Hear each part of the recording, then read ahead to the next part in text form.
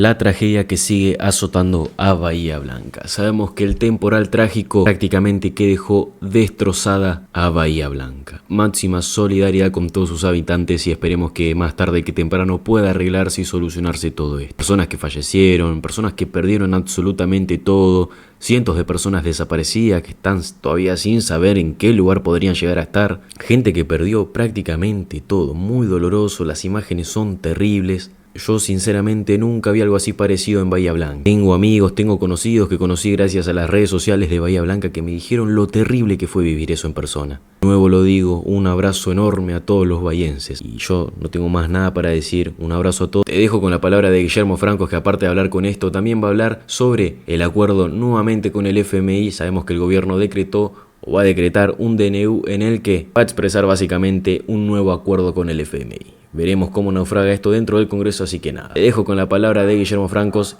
y como siempre te digo, suscríbete. Franco, jefe de gabinete. Guillermo, buenas tardes, ¿cómo le va? Hola Gabriel, ¿cómo estás? ¿Cómo está usted? ¿Cómo anda? Bien.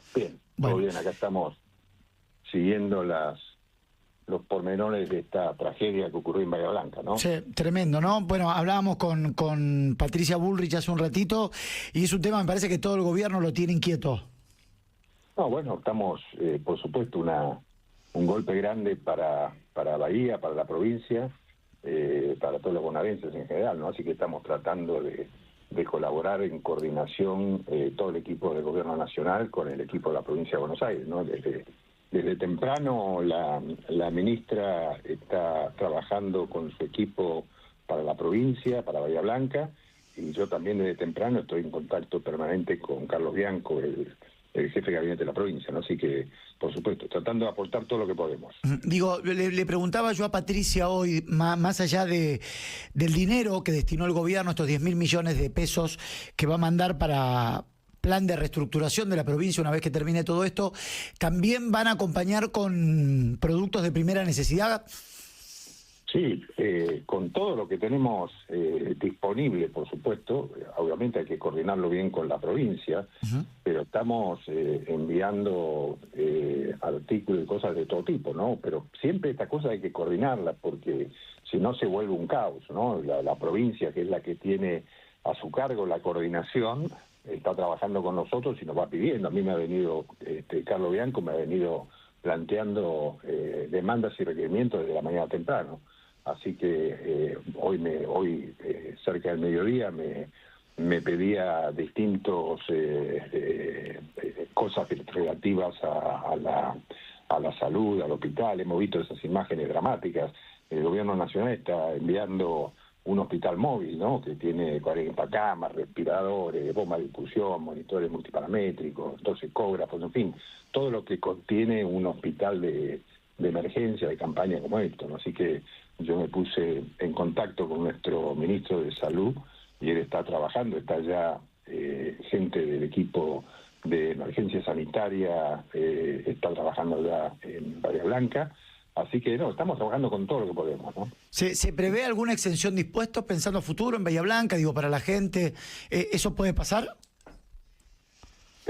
Bueno, a ver, los impuestos que más inciden son los provinciales, ¿no? En un municipio son los provinciales. Yo creo que eso es algo que tendrá que discutir y analizar el equipo del gobierno del gobernador Kicillof. Por supuesto, en lo que nosotros podamos apoyar de lo nacional, veremos cómo se hace, ¿no? Hay un polo petroquímico ahí muy importante. Yo no le quise preguntar a Patricia Bullrich, se lo pregunto a usted, si se ha corrido riesgo, porque es una de las fuentes de ingresos más importantes para Bahía Blanca. ¿Sabe si ha tenido inconvenientes ese polo? No, a ver, ahí hubo, me contaba, yo hablé esta mañana con el presidente de YPF, y me contaba sobre el tema de lo que sucedió ahí es que en el gasoducto que viene del sur y que llega a Bahía Blanca, como quedó bajo el agua, hubo que hacer un bypass en la bomba, claro, con gente de la prefectura y con buzo, ¿no? Porque esto quedaba como 3 metros abajo.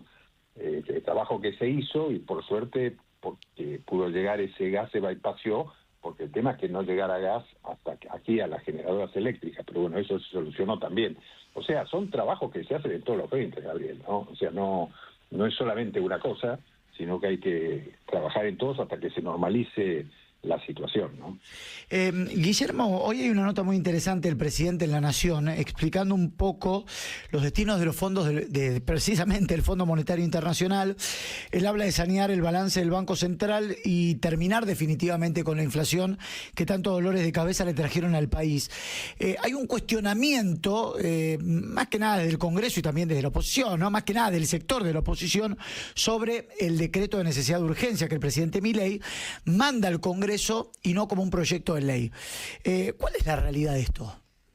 Sí, el gobierno, por decisión del presidente, va a enviar un DNU para sancionar un decreto de necesidad y urgencia, mejor dicho, y lo enviará como corresponde al Congreso de la Nación. Esa es una norma que está claramente establecida en la Constitución. A ver, nosotros no nos apartamos un milímetro de lo que dice la Constitución en todos los temas, incluso en el otro tema que fue tan debatido de el pliego, ¿no?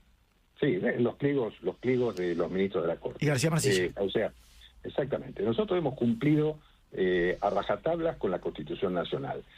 Por supuesto que después están las interpretaciones, la política, lo que se cuestiona, el debate, en fin, estamos en un año electoral y todas estas cosas generan o dan oportunidad para los cuestionamientos. Pero a ver, el decreto de necesidad y urgencia está previsto en la Constitución Nacional desde la reforma del 94 y es una atribución que tiene el presidente para resolver temas que son urgentes.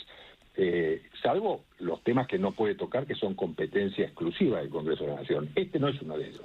Este es un tema en el que el presidente puede actuar mediante un DNU. Lo que pasó ahí fue que en la época del ministro Guzmán, él, para tratar de conseguir apoyo dentro de una disputa política que tenía el justicialismo junto con el actual diputado Máximo Kirchner, claro, que manejaba una parte del PJ. Que renunció en aquel momento, ¿no? A su banca. Sí, pero para sortear esa dificultad política pusieron en una ley que era obligatorio pasar por el Congreso. Pero aquí, como no se está generando una nueva deuda, sino como bien lo explicó el presidente en su discurso de inicio de sesiones, del año de sesiones, y lo explica muy bien en este artículo, lo que está haciendo es tomar un crédito del Fondo Monetario Internacional sin aumentar la deuda, es decir, para fundamentalmente pagar deudas que el Estado Nacional tiene con el Banco Central, lo cual tiene mucha importancia por varios motivos. Como le explica el presidente hoy en su artículo, porque esa deuda que el Estado tiene con el Banco Central, en definitiva, lo que genera es un Banco Central que ha perdido activos, o sea, tiene más pasivos que activos, con lo cual, en definitiva, eso es inflación futura, ¿sí? Entonces, porque no tiene sustento la masa monetaria, porque el banco tiene deuda que no es líquida, que no puede realizar. Entonces, en realidad, lo que el presidente dijo es: tomamos esta deuda con este préstamo del Fondo Monetario, no para incrementar la deuda como se ha hecho tantas veces en el pasado, sino para pagar deuda de vencimientos del fondo que van en los próximos meses, que es lo que hizo Guzmán, ¿no? Porque hay que tenerlo en cuenta también, ¿no? Guzmán lo que hizo fue postergar los vencimientos con el Fondo Monetario Internacional en ese acuerdo para que le cayeran todos al próximo gobierno, claro, ¿no? Entonces, el gobierno está enfrentando eso. Entonces, lo que dice el gobierno es: para mejorar la situación de la Argentina, lo que vamos a hacer es ir pasando esa deuda con el fondo hacia adelante y tomar esta para pagarla. Con lo cual, en definitiva, no se está tomando deuda nueva, sino que la deuda bruta de la Argentina va a seguir siendo exactamente la misma, ¿no? ¿Este es el principio, el comienzo de la salida del cepo? Bueno, el gobierno, como lo anunció tanto el presidente como el ministro de Economía, tiene toda la intención de salir del cepo. Ellos dijeron: este año nosotros tenemos la aspiración a que sea bastante antes de fin de año, pero bueno, eso es una decisión que tiene que verse muy confrontada con los números de la economía, ¿no? A nosotros hoy, esto es como seguir un enfermo día a día, ¿no? Entonces, si la cosa funciona bien, saldremos mucho antes, ¿no? Todos estamos siguiendo los datos y los números de la economía permanentemente, y todos esperamos los índices todos los meses, y todos vemos cómo la situación económica de la Argentina va mejorando, cómo va creciendo la actividad económica, lo que se puede ver por el incremento de la recaudación, con lo cual el gobierno es muy optimista con la situación económica, pero muy riguroso con mantener el rumbo fundamentalmente en aquello que es más difícil, que es sostener el déficit cero y el gasto público, disminuirlo, ¿no? Guillermo, leí por ahí y se lo quiero preguntar, digo, más allá de que entiendo de quién viene, pero también está buena la aclaración porque como lo leí yo, también lo leyó mucha gente, teniendo en cuenta que la aprobación del Fondo Monetario, el gobierno lo hace a través de un DNU, salieron a decir que esto queda abierto a que el próximo gobierno no lo pague, ¿no? Vamos a suponer que el presidente Milei se presenta a las próximas elecciones, la pierde conmigo, yo soy presidente, y digo, como esto fue por DNU y no por un proyecto de ley, no lo pago. ¿Esto es así? No, para nada. Es una cosa... es una apreciación ridícula, porque el DNU es una ley que tiene vigencia, es una norma que tiene vigencia mientras no se la derogue. El Congreso tiene potestad para hacerlo, para dejarla sin efecto. Si no lo deja sin efecto, está vigente como si fuera una ley, ¿no? De manera que no... esa hipótesis no existe. Así que, Gabriel, si sos presidente, vas a tener que pagarlo el fondo. Y yo que me iba a presentar. ¿Por qué lo hicieron por DNU y no lo hicieron por este proyecto de ley? ¿Qué cambia? Bueno, porque obviamente cuando uno presenta un proyecto de ley y comienza su tratamiento en el Congreso, eso lleva un tiempo, demora, debate, etcétera, y entonces en un momento como el que vivimos puede generar una volatilidad en los mercados que genera un efecto inverso, ¿no? Por ejemplo, que los bonos pierdan valor, que suba el riesgo país, etcétera, con esa volatilidad. Claro. Entonces, ¿para qué correr ese riesgo? Se dijo... O sea, nosotros somos un gobierno en el que hay muchos economistas, yo no lo soy, pero hay quienes tienen una capacidad grande para discutir estos temas y analizar, por supuesto, la situación de los actores económicos muy bien, y el gobierno entendió entonces que no convenía en este momento generar esa duda en la discusión de una ley, que convenía hacerlo con firmeza y que no hubiera especulaciones ni volatilidad. A partir de, claro, la palabra es especulaciones, que no existan especulaciones a partir del trato, ¿no? Exactamente. Me parece que es eso. ¿Qué va a pasar finalmente con los pliegos del hijo y de García Mansilla? Bueno, esa es una decisión del Senado, ¿no? Uh-huh. El Senado, nosotros va a ser un año, no todavía, pero se va a concretar creo que en mayo fue que mandamos los pliegos de los cuales no me acuerdo exactamente la fecha, pero ya hace muchos meses que se mandaron ambos pliegos, al punto que el Senado dio dictamen en la Comisión de Acuerdos al juez Lijo, no le dio todavía a García Mansilla. Entonces el presidente resolvió utilizar la facultad constitucional de designarlos en comisión por decreto. El doctor García Mansilla juró el cargo ante la Corte, lo cual claramente indica que la Corte le da constitucionalidad al decreto firmado por el presidente, ¿no? Con lo cual el caso del juez Lijo lo mismo, lo único que estaba ahí la discusión sobre si el juez Lijo podía asumir en situación de licencia su juzgado, podía asumir la Corte, o si en esta característica, obviamente, de ser designado en comisión o no. La Corte entendió que no, por lo tanto, el juez Lijo, si quiere asumir en este carácter de juez hasta el mes de noviembre, debiera renunciar a su juzgado. Claro. Esa es una decisión del juez, obviamente, ¿no? Nosotros no tenemos nada que ver, o sea, ¿qué puede pasar en el camino? Y puede pasar que el Senado rechace finalmente ambos pedidos de acuerdo, en cuyo caso el juez García Mansilla sigue en funciones hasta el 30 de noviembre y el juez Lijo, como todavía no asumió, no sigue en funciones, no entra en funciones, y puede pasar que el Senado apruebe los pliegos, en cuyo caso ambos jueces se han confirmado, ¿no? Le hago una pregunta muy hogareña. ¿No cree que se metieron en un lío en la interna política, no en la cocina política? ¿No se metieron en un lío con el tema del hijo?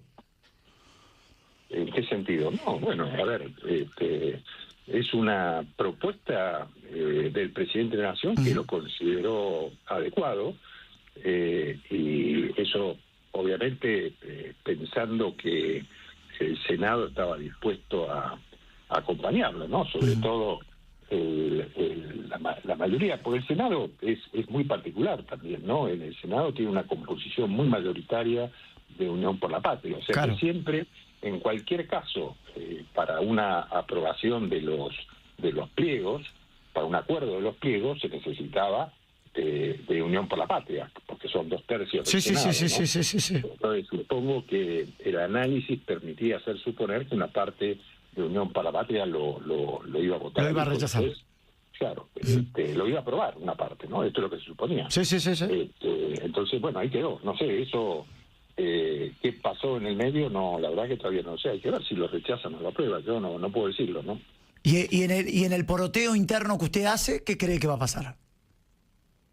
Y hoy ya no sé, ¿no? Porque como esto se ha convertido en un tema muy político, no, la verdad que no sé, muy difícil analizarlo, ¿no? Habrá que ver. Yo creo que había gente que estaba a favor de votar al juez Lijo, que finalmente no dio el acuerdo, no dio los votos para que se consiguiera aprobar el acuerdo, ¿no? O sea, es una situación de resolución compleja que yo no me animo a decir en qué sentido va a ir en los próximos días, ¿no? Guillermo, recién hablábamos del crecimiento de la economía. Hay un dato que en el primer trimestre de este año la economía creció un 4,7%, ¿sí? En ese contexto, ¿qué número tienen previsto ustedes de lo que va a ser el número real de la pobreza? Bueno, obviamente, a ver, la pobreza bajó fundamentalmente por la caída de la inflación. Eso es lo que tiene un impacto muy grande, ¿no? Mejoran los salarios, baja la inflación, los salarios mejoran porque crece la economía, la inflación mejora porque baja el gasto público, entonces esos son datos que hacen caer el nivel de pobreza. Nosotros creemos que esto va a seguir dándose de la misma forma, porque la economía va a seguir creciendo, porque los gastos van a seguir bajando, porque la inflación en consecuencia también va a bajar, y en definitiva, mucho más, si pensamos en el acuerdo con el fondo que soluciona el balance del Banco Central y permite en esa condición bajar la inflación futura, o sea, al mejorar el balance del Banco Central, esa expectativa de inflación hacia adelante cae. Entonces, ¿qué va a pasar? Lo que va a pasar es que van a subir los bonos argentinos, va a bajar el riesgo país, van a bajar la tasa de interés para los préstamos, etcétera, ¿no? Todo eso es positivo, con lo cual claramente la expectativa que tiene el gobierno sobre la baja de la pobreza es muy importante. Guillermo, la última, y tiene que ver con el contexto de la inflación. ¿Cree que mes a mes va a seguir bajando?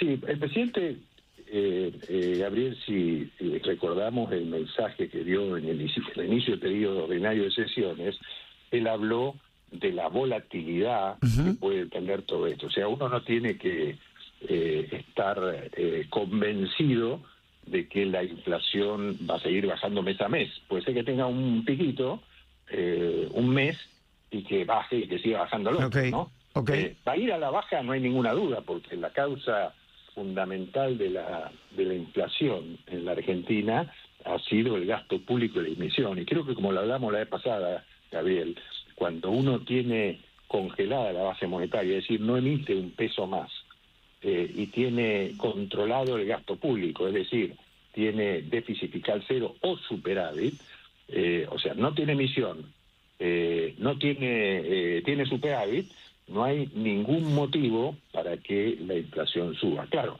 por ahí estacionalmente algún mes se le escapa alguna variable y eso hace subir un poco. Por ejemplo, este mes de febrero hubo un incremento en las carnes fuertes. Bueno, eso puede tener algún impacto en el número de inflación, que a lo mejor la estancia no permita que baje. Pero lo que no tenemos ninguna duda es que cuando uno maneja un periodo de tiempo un poco más largo en el año, la inflación va a seguir bajando. Le dije la última, pero le mentí, le robo dos respuestas más. La primera, durante la semana se habló mucho sobre el valor del dólar, como siempre se habla, y de la posibilidad de una devaluación. Yo tengo clarísimo que en el vocabulario del presidente la palabra devaluación no existe, no está en el vocabulario y en el diccionario de Milei. Ahora, como funcionario que lo acompaña al presidente, le tengo que preguntar, ¿se les cruza por la cabeza devaluar? No, para nada, en absoluto, no hay ningún motivo. Bien, y la segunda, ¿le llama la atención este movimiento para el miércoles de las barras bravas acompañando a los jubilados? Sí, una cosa insólita, ¿no? Bueno, a ver, me parece ridículo, ¿no? He visto esos ex donde aparecen chicos con distintas camisetas de fútbol y a todos con el mismo vocabulario, ¿no? Convocando a la marcha. Una cosa, me parece ridículo el movimiento, porque es un movimiento absolutamente politizado, político, ¿no? No tiene nada que ver con la realidad, y no aporta absolutamente nada. O sea, el desastre que ha hecho el gobierno kirchnerista en sus 20 años, o 18, 16, digamos, lo que sea, con el sistema jubilatorio argentino no tiene parangón. Así que yo creo que tenían que ir a manifestarle a la casa de Cristina Kirchner o a la ¿cómo se llama? Unión por la Patria, o a todos los que fueron partícipes del desfalco al sistema tributario argentino que hicieron durante todos estos años, ¿no? A ver, hay mucha gente, hay muchos jubilados que nos están escuchando. ¿Está en la agenda del gobierno tratar de mejorar la jubilación?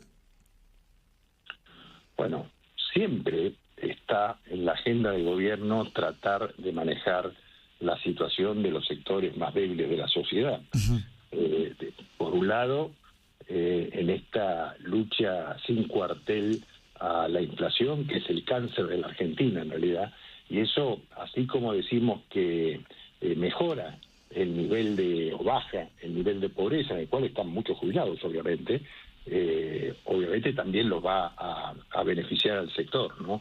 Y después, claro, el sistema de previsional en la Argentina va a mejorar cuando, mediante todas las modificaciones que hay que hacer en el sistema tributario, que permitan blanquear todo el personal que está informal en la Argentina y generen aportes al sistema que permitan tener un fondeo mayor al que tiene actualmente y permita mejorar la jubilación. Ahora, tengamos en cuenta que el sistema está muy mal, ¿no? Pero lo destrozaron. No se pueden esperar, no se puede esperar milagros en eso, ¿no? Los números son los que están. Lo que hay que hacer es mejorar los ingresos para poder entrar al sistema de reparto que tenemos, ¿no? Ojalá no hubieran hecho todas las cosas que hicieron, ¿no? Porque desde el momento de la estatización de los fondos de las FJP, el sistema previsional entró en un caos permanente, una espiral permanente que lo destrozó. Y para qué hablar, ¿no? De cómo se incorporó gente a beneficios que no tenía aportes a través de moratorias. La famosa moratoria. Sí, todo esto que fue realmente, no quiero utilizar un término inapropiado, pero realmente es una joda, ¿no? Guillermo, como